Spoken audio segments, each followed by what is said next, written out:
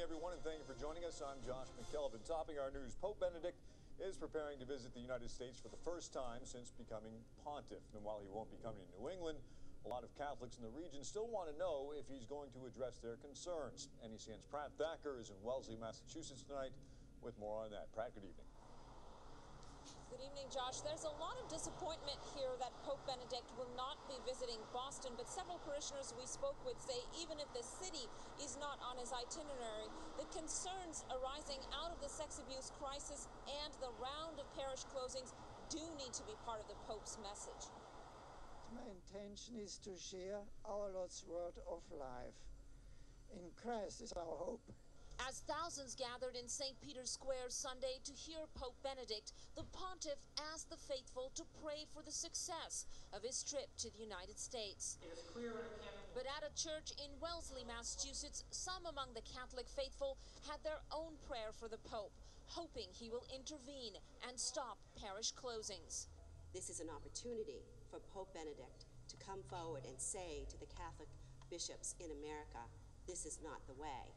Parishioners from several churches in the Boston Archdiocese that are closed, in vigil, or under appeal are also trying to put the spotlight on American bishops. They argue that the sex abuse crisis accelerated a financial crisis in the church and that Catholic bishops in America need to be held responsible for both crises. Our motto has always been, keep your faith, change the management. The same management that has caused this never-ending crisis in the Catholic Church. Fiscal and personnel mismanagement for decades brought us to where we are today. We vigil and we speak out because we are seeking to end the systematic destruction of parishes which constitute the spiritual and material infrastructure of our church. Holding bishops accountable is also part of the message from another Catholic lay group, the Voice of the Faithful, which was formed in the wake of the sex abuse crisis. In advance of the Pope's visit, the group published a full-page newspaper ad calling for transparency in the church and asking the pontiff to visit with survivors and victims of abuse. Steve Kruger is the founding executive director of the Voice of the Faithful and is now on the leadership team of a group called Catholic Democrats. It's vitally important that the Pope meet with a group of victims and survivors as a signal to the gravity of this issue and the need for healing.